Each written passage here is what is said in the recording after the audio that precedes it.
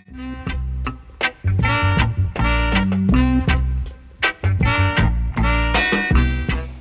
is Yeza? Alright, so greetings everybody.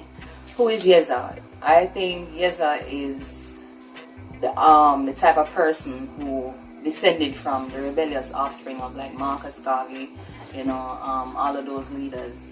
I feel like I got a genetic, you know, notation to say that here's what. You're going to carry out all of these legacies that your forefathers left off. And so I think Yeza is that kind of force, that kind of rebellious energy that is existing in this time and space today. You know, somebody who's very cultured, somebody who's very confident and knows themselves in terms of their history and where they're going. So I think Yeza is basically a force to be reckoned with. What got you interested in becoming an artist and pursuing music? Alright, so my interest in becoming an artist actually stemmed from the overall activism that I've always been doing. You know, as I said earlier when describing Yeza, I'm the type of person who's always been involved in social activism. At school, they call me Nanny of the Maroons, all those type of things. So I was very passionate, I still am very passionate about the cause of the people.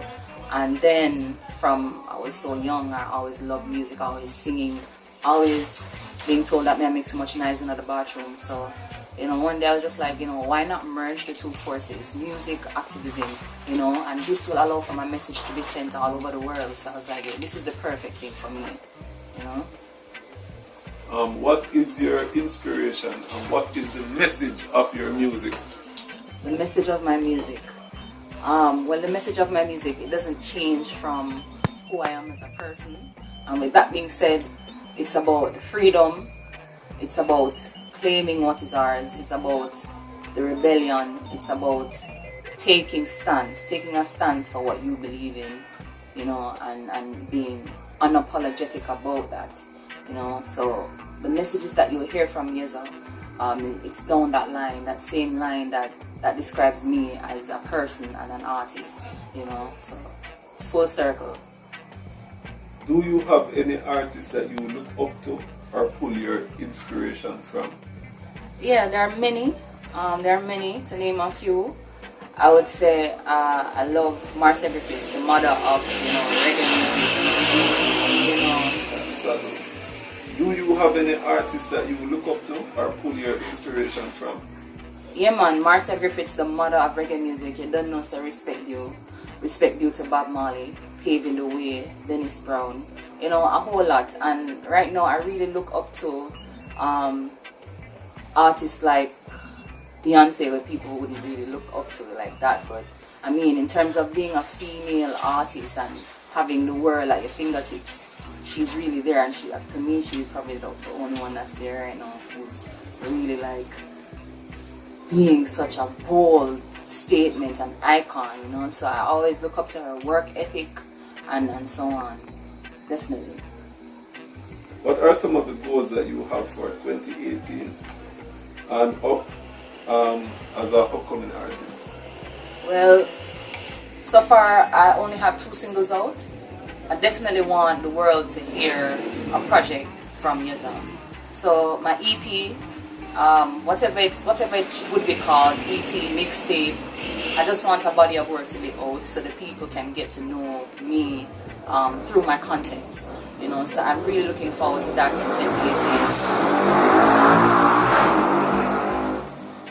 2018. Rude boy, Jamaica. But yeah, that's one of the main aims that I have for this year. Also, I want to be performing on bigger platforms. I want the message to be reaching further places, international wise, and so on and so forth. So it's really just building and putting out more content for the people to hear. Are there any hurdles you feel you must overcome before breaking big in the industry? Yeah, I would say if I could think of a hurdle, it would be to be more confident in my ability to bring something new to the table. And this is going to be a challenge because you're always going to have the persons who have already been existing and who will say that, yeah, do this because this is the traditional way of reggae music and this is the traditional way of performing, you know. But I think I need to reach that place where I can comfortably deliver the uniqueness that goes on in my head that I don't tell nobody about, that I need to make my claim and to tell my story as an artist. So I think I need to become more in sync with those kind of ideologies of mine in order for me to really propel to the next level. What is Yeza's style? What's your fashion? What's Yeza's fashion and style? Yeah, as it relates to my fashion and style, I would say that I keep it militant, but I think I really keep it feminine as well. I like to balance both. So yeah, you'll see me in a bag of pants and you'll see me in, you know, jewelry, stuff like this. It's very cultured, very feminine, and also very militant. So I mix it up a little bit, you know. So that's Yeza, because I think it describes who I am as an artist, as a person. I'm that type of person who is, you know, strong and vigilant and resilient, but I'm also feminine, you know. So that's Yeza's style. Where do you get your lyrical ability from? Because people say Yeza is a very lyrical artist. Well, my lyrical abilities, I think, is partly natural and partly groomed by my experiences. Growing up, I read a lot. My mother used to buy me a lot of books. And then, it's not a situation where your mother just buys some books and lock up in a room and say, read them book there, because she had it for punishment. I was very, very much interested in actually reading the books then. And the stories then when I learn, sometimes it's even rated R, but she's not going to know because it's in the book and it's me alone reading the book. So it's like just those experiences, being in literature class and loving literature class, English literature, loving expressing myself through writing in English class, and all of those courses that I took over the years. I think all of those things molded me into, you know, playing with words, playing with metaphors, playing with similes and all types of figurative languages. And all of those things just contributed to how I write today.